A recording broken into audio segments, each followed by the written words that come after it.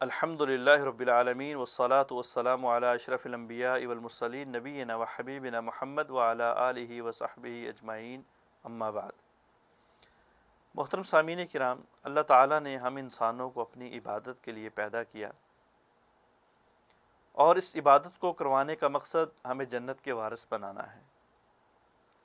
اللہ تعالیٰ نے ہمیں جنت کے وارث بنانے کے لیے، جنت کے قریب کرنے کے لیے، جہنم سے دور کرنے کے لیے مختلف قسم کی عبادات اور مختلف قسم کی عبادات کے مختلف طریقے بہت آسان انداز کے اندر اور بہت سستے ہمارے سامنے پیش کیے۔ نبی علیہ الصلاۃ والسلام نے ہمیں ایسے ایسے عمل بتائے کہ یقین مانیے جن کو کرنے میں چند سیکنڈ لگتے ہیں، چند منٹ لگتے ہیں، لیکن اس کے ذریعے اگر ہمارے گناہ پہاڑوں کے برابر ہیں، ہمارے گناہ سمندر کی جھاگ کے برابر ہیں، وہ بھی ختم ہو جاتے ہیں۔ یہ اللہ رب العالمین کا رحمان ہونا ہے، اللہ کا رحیم ہونا ہے، اللہ کا مہربان ہونا ہے کہ اللہ تعالیٰ فرماتے ہیں کہ اے لوگو، میں نے تو تمہیں بخشنے کے بہانے بنا رکھے ہیں، آؤ تو صحیح، کسی کو میں پیاسے کتے کو پانی پلانے کے اوپر بخش دیتا ہوں، کسی کو میں 1 روپیہ خرچ کرنے کے اوپر احد پہاڑ جتنا ثواب دیتا ہوں، کسی کو میں راستے میں سے کسی تکلیف دہ چیز کے اٹھانے سے بخش دیتا ہوں۔ تو یہ میرے تمہیں بخشنے کے طریقے ہیں عام، وہ عمل کرو، وہ طریقے کرو جو تمہیں بتائے گئے ہیں۔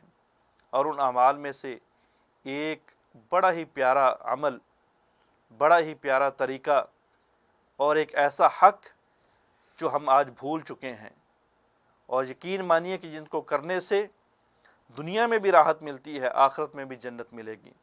وہ عمل ہے کسی بھی مریض کی عیادت کرنا، کسی بھی مریض کی تیمارداری کرنا۔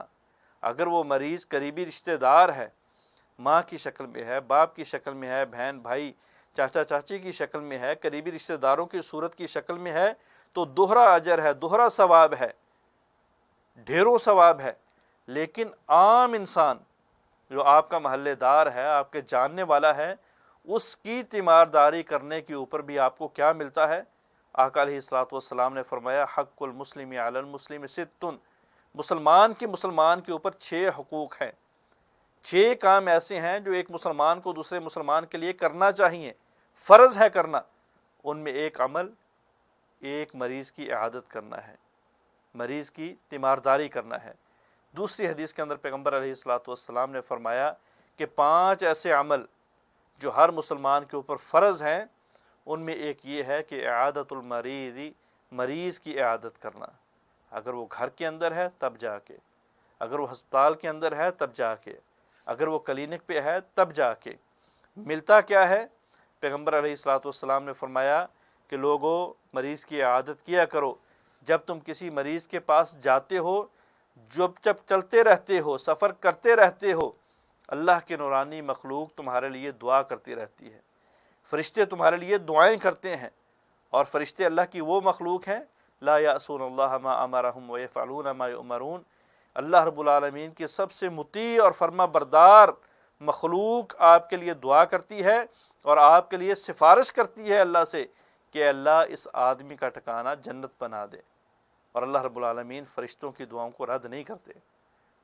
نبی علیہ الصلوۃ والسلام کی حدیث مبارکہ ہے، فرمایا جب قیامت کا دن ہوگا، اللہ رب العالمین انسان سے پوچھے گا کہ اے انسان، میں بیمار تھا، تو نے میری تیمارداری کیوں نہیں کی؟